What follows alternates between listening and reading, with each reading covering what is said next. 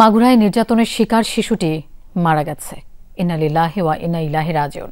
প্রধান উপদেষ্টা গভীর শোক প্রকাশ করেছেন। আসামিদের দ্রুত বিচারের আওতায় নিয়ে আসার নির্দেশ দিয়েছেন তিনি। শিশুটির মৃত্যুর তথ্য প্রেস বিজ্ঞপ্তির মাধ্যমে নিশ্চিত করেছে আইএসপিআর। জানায়, দুপুর 1টার দিকে ঢাকার সম্মিলিত সামরিক হাসপাতালে চিকিৎসাধীন অবস্থায় শেষ নিঃশ্বাস ত্যাগ করে শিশুটি। আজ সকালেও 3বার কার্ডিয়াক অ্যারেস্ট হয়। 2বার স্থিতিশীল করা গেলেও তৃতীয়বার আর হৃদস্পন্দন ফিরে আসেনি। গত 8 মার্চ শিশুটিকে সংকটাপন্ন অবস্থায় ঢাকা সিএমএইচে ভর্তি করা হয়। বোনের বাড়িতে বেড়াতে গিয়ে গত 6 মার্চ শিশুটি ধর্ষণের শিকার হয়। এই অভিযোগে মামলা করেন তার মা।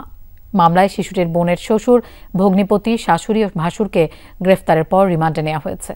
বাংলাদেশ সেনাবাহিনী শিশুটির বিদেহী আত্মার মাগফিরাত কামনার পাশাপাশি শোক সন্তপ্ত পরিবারের প্রতি গভীর সমবেদনা জানিয়েছে। দর্শক, এ ব্যাপারে আরো জানবো। আমাদের সাথে যোগ দিচ্ছেন সহকর্মী ভাস্কর ভাদুরী। ভাস্কর, আইএসপিআর কিছুক্ষণ আগেই শিশুটির মৃত্যুর খবর নিশ্চিত করেছে। এই ব্যাপারে নতুন কোনো তথ্য আছে কিনা আপনার কাছে? লোপা, প্রথমে মাগুরা জেলা হাসপাতাল, তার পরবর্তীতে ফরিদপুর জেলা হাসপাতাল, তারপরে ঢাকা মেডিকেল কলেজ হাসপাতাল এবং সবশেষ সিএমএইচে সম্মিলিত সামরিক বাহিনীর যে হাসপাতাল রয়েছে সেখানে দেশের বিশেষজ্ঞ চিকিৎসকরা দেশের সর্বোচ্চ চিকিৎসাটা দিয়েও 8 বছরের আসিয়াকে কিন্তু বাঁচানো সম্ভব হয়নি। না ফেরার দেশে আসিয়া চলে গেছে এবং পুরো দেশবাসীকে এক করে তার উপরে যে নৃশংসতা হয়েছে সেই নৃশংসতার বিষয়ে অনেক প্রশ্ন রেখে আসিয়া কিন্তু এই পৃথিবীর মায়া ত্যাগ করেছে। আইএসপিআরের পক্ষ থেকে বলা হয়েছে দুপুর আজ 1টায় আসিয়ার মৃত্যুর খবরটি তারা নিশ্চিত করেছেন। এবং আমরা যদি গতকালের ঘটনাটার দিকে লক্ষ্য করি, লোপা, গতকালও আসিয়ার 3বার তার হার্ট অ্যাটাক হয়েছিল এবং স্ট্রোক হয়েছিল এবং পরবর্তীতে আজকে সকালে কিন্তু আরও 2বার এই একই ধরনের তার শরীরের যে সমস্যা, সেই নানা ধরনের জটিলতার মাঝে এই সমস্যাগুলো দেখা যায়। এবং সবশেষ তাকে সিপিআর পদ্ধতিতেও ট্রাই করা হয়েছিল।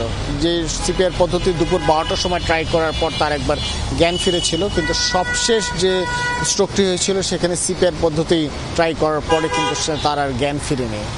মূলত আসিয়ার এই যে বিষয় এবং আসিয়ার যে ধর্ষকরা ছিল তাদেরকে 4 জনকেই কিন্তু আইনের আওতায় নিয়ে আসা হয়েছে এবং তার মৃত্যুকে এত ছোট শিশুর উপরে এবং অমানসিক নির্যাতনকে কেন্দ্র করে পুরো দেশের মানুষ কিন্তু সরব হয়ে উঠেছিল। সকলে একটি প্রত্যাশা ছিল যে আসিয়া যেভাবেই হোক পৃথিবীতে সাধারণ জীবন ফিরে পাবে এবং রাষ্ট্রের উচ্চ পর্যায় থেকে শুরু করে একদম নিম্ন শ্রেণীর মানুষ পর্যন্ত সকলেই কিন্তু তার জন্য দোয়া করেছেন, প্রার্থনা করেছেন। কিন্তু তাদের সকলকে কাঁদিয়ে কিন্তু আসিয়া না ফেরার দেশে চলে গেছেন।